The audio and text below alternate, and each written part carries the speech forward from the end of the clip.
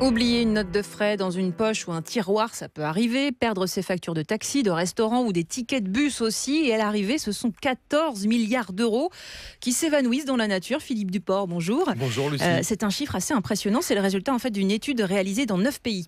Oui, alors 14 milliards pour ces 9 pays en effet développés. Et puis 600 millions rien que pour la France. 600 millions d'euros de notes de frais oubliées, de frais qui ne sont pas remboursés aux salariés, alors qu'ils y ont droit tout simplement parce que les salariés oublient ou négligent de demander à se faire rembourser. Bonjour Esther Edelstein.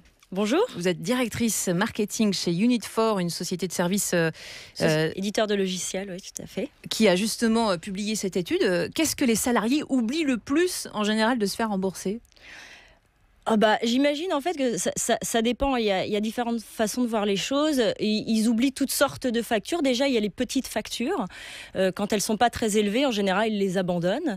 Ou alors, quand elles sont très très élevées et qui sont très occupés dans leur semaine ou dans leur quotidien, ils n'ont pas le temps de le faire tout simplement. Ils repoussent en fait au lendemain. Et du coup, ça traîne. Et comme ce sont parfois des systèmes qui sont un petit peu compliqués, où il faut rentrer et ils y passent pour 37% des Français entre 15 et 30 minutes, c'est pour ça qu'au final, ils ne le font pas tout de suite et ils repoussent et ils ne le font pas. Alors, du tout dans l'année. On donnait des grands chiffres, 14 milliards, c'est assez incroyable, 600 millions pour la France. Si on rapporte par salarié, ça représente combien ? C'est à peu près un tiers des salariés en fait, qui ne réclament pas leur note de frais.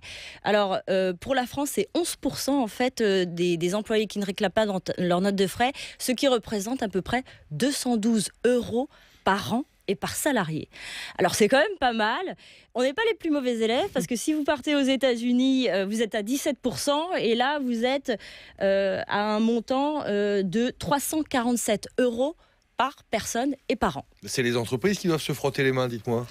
Écoutez, ça a l'air en apparence, mais pas tant que ça finalement, parce que en fait, ce processus fait que 35% des Français, encore une fois, pensent que l'entreprise, ça donne une mauvaise image de l'entreprise et finalement se démotive un petit peu au travail. Alors ça, je pense pas que ça soit très très bien pour l'entreprise. Oui, mais c'est pas dans l'intérêt quand même de l'entreprise de rembourser ses notes de frais. Ça les arrange plutôt de fermer les yeux.